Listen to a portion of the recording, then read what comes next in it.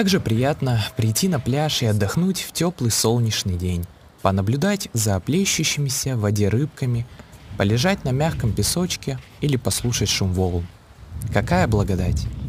Люблю наши пляжи и особенно наших замечательных людей, которые ответственно и бережно относятся к нашей природе, складывая и сортируя весь мусор в специально приспособленном контейнере.